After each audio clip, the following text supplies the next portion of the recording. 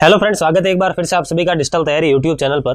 मेरा नाम है चेतन पारिक। आर.एस. अग्रवाल की हिंदी वाली बुक हम सॉल्व कर रहे हैं, जिसमें सिंपल इंटरेस्ट वाला चैप्टर हमने स्टार्ट कर दिया था। पार्ट 1 हमने कर लिया है, अब हम पार्ट 2 करेंगे। पार्ट 1 के अंदर थोड़ा सा बेसिक हमने इसका देखा है, फिर सीधे हम सवालों की तरफ आए हैं।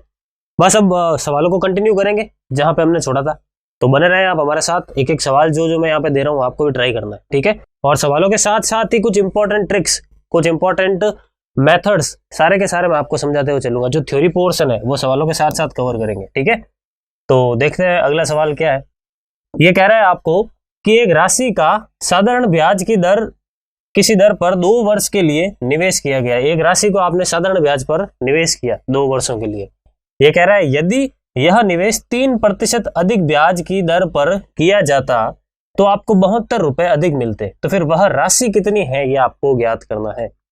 ये कह रहा है कि आपने R% रेट के हिसाब से आपने पैसा दिया, लेकिन अगर आप R की जगह R + 3% के हिसाब से दे देते, 3% ज्यादा रख देते अगर आप अपनी रेट, तो आपको इस केस में 72 रुपए अधिक मिलते।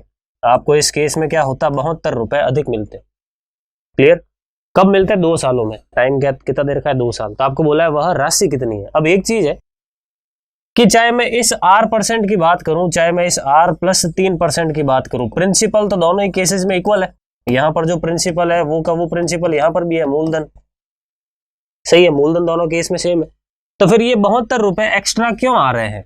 भाई दोनों केसेस में मूलधन सेम है, दोनों केसेस में टाइम भी सेम है, तो फिर ये जो 72 रुपए एक्स्ट्रा मिल रहे हैं इस केस में, ऐसा क्यों हो रहा है? वो इसलिए हो रहा है क्योंकि यहाँ पर रेट ऑफ इंटरेस्ट 3% एक्स्ट्रा है। तो मैं कह सकता हूं क्या कि ये 72 रुपए 3% की वजह से आए हैं। तो ये 3% किसका है? ये 3% मूलधन का है, क्योंकि ब्याज जो है किसके ऊपर मिलता है? मूलधन के ऊपर मिलता है। इसका मतलब मान लूं मैं कि मूलधन P है, तो इस P का ही 3% है। कौन? इस P का ही 3% है। कौन? ये 72।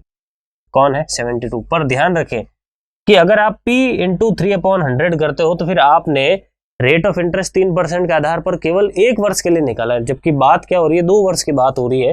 तो बस इसको 2 से गुणा करना ना भूले, ठीक है। तो 2 सालों के लिए 2 साल तक एक्स्ट्रा मिला है आपको 3% के हिसाब से, इसी वजह से वो 72 रुपए आपको मिले। डायरेक्ट शॉर्ट ट्रिक है। देखो बाकी करने के लिए दूसरे तरीके भी है हमारे पास कन्वेंशनल, लेकिन वो थोड़े कहीं ना कहीं अपने आप में लंबे हो जाते हैं। अब इसको सॉल्व करना है तो इसको देखते हैं। अगर मैं इसको काटूं, देखो 2 से ही कट गया 36 बार में, फिर इसको और काटूं तो ये कट गया देखो 12 बार में। सही है। ये 100 जब उस तरफ चला जाएगा तो कितना हो गया? प्रिंसिपल कितना मिल गया आपको? 1200 मिल गया। कितना मिल गया? 1200। तो 1200 रुपए क्या होगा हमारा correct answer? Option number C. आई बात समझ में? आगे बढ़ते हैं। देखो हमारे अगले सवाल की ओर देखते हैं क्या है नेक्स्ट क्वेश्चन। बहुत ही अच्छा सा एक और सवाल, 7वां सवाल है, फटाफट से देखो। ये कह रहा है कि ब्याज पर धन देने वाले एक व्यक्ति को ज्ञात हुआ कि उसके धन पर ब्याज की दर 8% से 7 सही 3/4% गिरावट होने पर उसकी वार्षिक आय में 61.50 रुपए की कमी हो जाती है। तो फिर उसकी पूंजी कितनी थी ये ज्ञात करो। बिल्कुल वही सवाल है, बिल्कुल सेम सवाल है, बस थ्योरी को थोड़ा सा चेंज किया है, ठीक है। टाइम भी यहाँ पर देखो दे नहीं रखा है। अगर टाइम नहीं दे रखा है तो हम बाई डिफॉल्ट मान सकते हैं कि ये 1 साल की बात कर रहा है। तो पहले रेट ऑफ इंटरेस्ट 8% थी, अब रेट ऑफ इंटरेस्ट 7 सही 3/4% हो गई। रेट ऑफ इंटरेस्ट में कितनी कमी आई है? तो रेट ऑफ इंटरेस्ट में 1/4% की कमी आई है। 8 में से 1/4 को माइनस करोगे तभी तो 7 से ही 3/4 आएगा। इस कमी होने की वजह से ही मूलधन पर आपको 61.50 रुपए कम मिल रहे हैं। तो क्या मैं कह सकता हूं कि मूलधन का ही 1/4%, 1/4 को मैं ऐसे लिख दूं 1/400। भाई 1/4% को अगर आप फ्रैक्शन में लिखोगे तो क्या लिखोगे? 1/400 ही तो लिखोगे। ये जो है किसके बराबर है? 61.50 के बराबर है। ये किसके बराबर है? 61.50 के बराबर है। बस इसको सॉल्व करना और प्रिंसिपल देखना है कितना है, ठीक है। टाइम वगैरह के बारे में यहाँ पे कोई इन्फॉर्मेशन दे नहीं रखी है। अगर होती तो हम यहाँ पे इंटू टाइम कर देते, लेकिन टाइम यहाँ पे बाई डिफॉल्ट 1 ईयर ही है, तो 1 को तो मल्टीप्लाई करने से वैसे भी कोई फर्क नहीं पड़ता है। अब देखते हैं आगे। ये पॉइंट हटेगा, यहाँ पर देखो 00 आ गया। ये 00 कट गया। ये 4 जब इस तरफ जाएगा तो गुणा हो जाएगा। प्रिंसिपल कितना मिलेगा? यहाँ पर आ गया 0, 5 × 4 20, यहाँ पर 0, यहाँ पर आ गया 2। उसके बाद 4 और 2 कितना हो गया? 6, और 6 × 4 कितना हो गया? 24 हो गया। कितना हो गया? 24। तो हमारा जो आंसर है वो कितना हो गया? 24,600। कितना हो गया? 24,600। यानी ऑप्शन नंबर बी क्या होगा हमारा करेक्ट आंसर। क्लियर? आगे बढ़ते हैं। अगला सवाल, 8वां सवाल कह रहा है कि किसी राशि पर 8% वार्षिक दर से 6 वर्ष में उपचित साधारण ब्याज 1200 रुपए है। कोई राशि है मान लो P, उसको आपने 8% रेट के हिसाब से 6 वर्षों के लिए कहीं पे दिया मान लो उधार, तो आपको ब्याज कितना मिलकर आया, आपको साधारण ब्याज जो है 1200 रुपए मिला। ये पहली लाइन है, ठीक है। आगे कह रहा है इस मूलधन से तिगुनी राशि पर 10% वार्षिक दर से 2 वर्ष के अंत में कितना साधारण ब्याज आएगा। अगर आप इस मूलधन का 3 गुना कर लेते हो, 3P कर लेते हो, रेट ऑफ इंटरेस्ट को 10 की जगह 8 की जगह 10% कर लेते हो और टाइम को 6 की जगह 2 कर लेते हो, तो फिर आपको ब्याज कितना मिलेगा, सिंपल इंटरेस्ट कितना मिलेगा, ये आपको ज्ञात करना है। अब बहुत ही सिंपल सी चीज है। सिंपल इंटरेस्ट के लिए बेसिक फॉर्मूला क्या है, P into R into T upon 100। क्या होता है P into R into T upon 100। R की जगह 10% लिख लेंगे, टी की जगह 2 लिख लेंगे। प्रिंसिपल क्या रखे, प्रिंसिपल क्या है वो हमें पता ही नहीं है, तो यहां से हम क्या करेंगे, पहले प्रिंसिपल निकालेंगे, ठीक है, P निकालेंगे, वो हम यहाँ पे रखेंगे तो 3P मिलेगा, वही हमारा एक्चुअल प्रिंसिपल होगा, क्योंकि आपको 3 गुणे वाले मूलधन पर निकालना है ना ब्याज, तो 3P रखेंगे यहाँ पे। पहले हम P निकालते हैं, तो P इंटू 8 अपॉन 100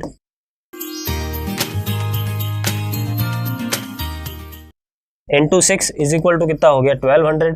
यहाँ से प्रिंसिपल मिलेगा, देखो इसको काट लेते हैं, ये 200 बार में कट गया, ठीक है, 4 से काटा 2 बार में कट गया, 4 से काटा 50 बार में कट गया, देखो ये 25 बार में कट गया, ये उस तरफ चला जाएगा तो प्रिंसिपल कितना आ जाएगा 2500 आ जाएगा। ये प्रिंसिपल कितना आ गया हमारा 2500।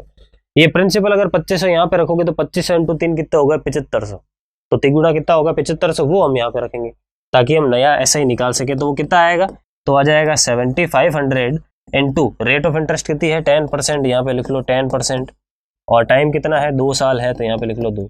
इसको सिंप्लीफाई करना है हमें, तो 00 से 00 आप यहाँ पे काट लो, और देखो उसके बाद ये 75 इंटू 2 कितना हो गया 150, और 150 इंटू 10 कितने हो गए, 150 इंटू 10 हो गए 1500, कितने हो गए 1500। तो 1500 हमारा क्या होगा इसमें करेक्ट आंसर, ऑप्शन में नहीं है, इसका मतलब ऑप्शन नंबर ई को लगा देते हैं, इनमें से कोई नहीं। Clear, concept wise I hope अच्छी तरीके से समझ में आ चुका है आपको। आगे बढ़ते हैं, क्या करना है नेक्स्ट सवाल में।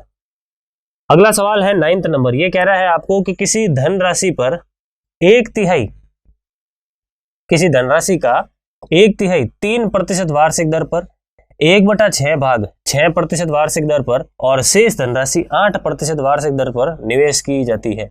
यदि वर्ष के अंत में कुल साधारण ब्याज आपको 600 रुपया मिला है, तो फिर वह धनराशि कितनी है ये आपको ज्ञात करनी है। वह धनराशि कितनी है ये आपको ज्ञात करना है। 1/3 3% पर, 1/6 6% पर, और जो शेष है वो किस पर है 8%। अब टोटल अमाउंट कितना है, टोटल प्रिंसिपल कितना है, कुल मिलाकर जो मूलधन है वो कितना है, वो गिवन नहीं है, ठीक है, वो तो हमें ज्ञात करना है, धनराशि ज्ञात करनी है, वो मान लेते हैं हम कुछ है। कैसे मानेंगे, सही कैलकुलेशन रखने के लिए, यहाँ पर 6 यहाँ पर 3 है, दोनों का एलसीएम कितना आता है 6 आता है, तो मान लो कि टोटल जो मूलधन है वो 6 है या फिर 6x है, कुछ भी मान लो, ठीक है। तो 6 है या 6x है, तो 6 का 1/3 कितना होगा 2x होगा, यानी इस पर 2x धन लगाया गया। 6 का 1/6 कितना होगा 1 ही होगा, यानी कुल मिलाकर x धन लगाया गया 6% पर। अब 2x यहाँ पर है, x यहाँ पर है, 3x हो गया, तो 6x में से 3x तो यही हो गए, 3x पीछे बचे, वो कहाँ पर है, वो रहे यहाँ पे 8% के हिसाब से 3x रुपया लगाया गया। तो इस प्रकार से कुल मिलाकर एक वर्ष में कुल साधारण ब्याज कितना आया 600 आया।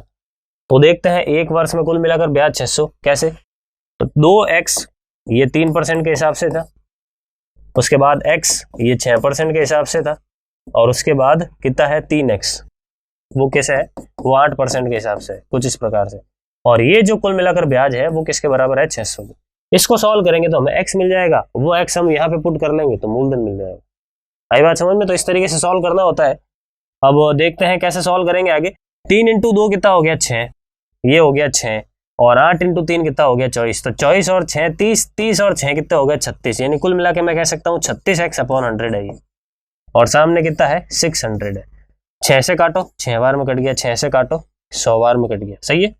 ये 100 चला जाएगा उस तरफ तो कितना हो जाएगा 10,000, और ये अपॉन में आ जाएगा 6, तो 10,000 अपॉन 6 वो हम रख देंगे यहाँ पर।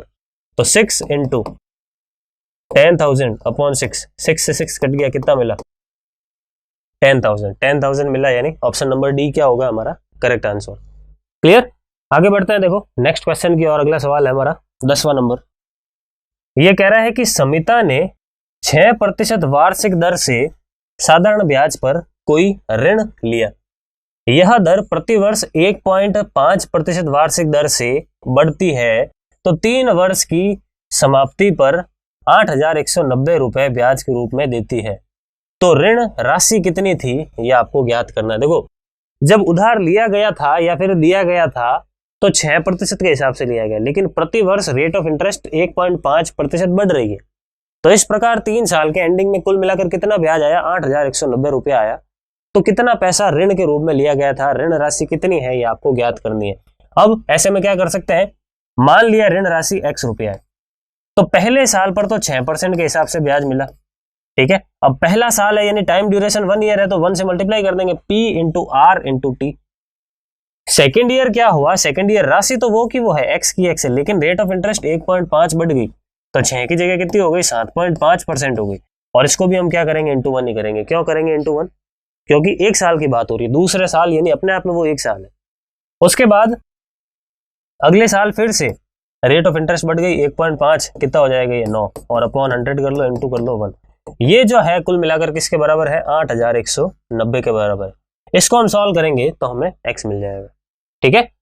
तो सॉल्व करते हैं। देखो इसको किस प्रकार से सॉल्व कर सकते हैं, हम इन सबको जोड़ लेते हैं। 9 और 6 कितने हो गए, 15, ठीक है। 15 और ये 7.5, 15 और 7.5 कितने हो गए, 22.5, यानी कितना मिल गया मुझे, 22.5 x अपॉन 100, और ये किसके बराबर हो गया, ये हो गया 8,190 के बराबर। ये पॉइंट हटेगा, यहां पर आ गया 0, ठीक है। और जो जो चीजें कट सकती है उसको काट देते हैं। जैसे 25 से अगर मैं इसको काटूं तो ये 40 बार में कट गया, 25 से अगर इसको काटें तो ये कितनी बार में कट गया, देखो 25 से हमारे पास 9 बार में कट गया, ठीक है। उसके बाद 9 से अगर मैं इसको काटता हूं तो 9 बार में, 1 बार में और 0 बार में कट गया। ये 40 जब उस तरफ जाएगा तो x आपको कितना मिलेगा, 910 इंटू 40, ठीक है। तो लास्ट में डबल 0 तो है ही, उसके अलावा 4 आ जाएगा यहाँ पे, और 9 इंटू 4 कितना हो गया, 36, यानी 36,400 रुपए। 36,400 रुपए जो है हमारा करेक्ट आंसर होगा।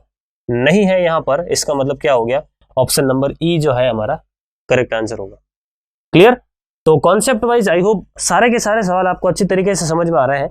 इनमें से कोई नहीं वाले जो जहां पर आ रहे हैं स्पेशली, वहां पर अगर आपको लगता है कि सर कैलकुलेशन मिस्टेक हो गई है आपकी तरफ से, तो उसके लिए आप कमेंट में जरूर लिख के बता सकते हो। लेकिन जहां तक मुझे लग रहा है एकदम एक्यूरेट आंसर है, एंड आई होप आपने जब मेरे से पहले सॉल्व किया तो आपका भी यही आंसर आया है, ठीक है।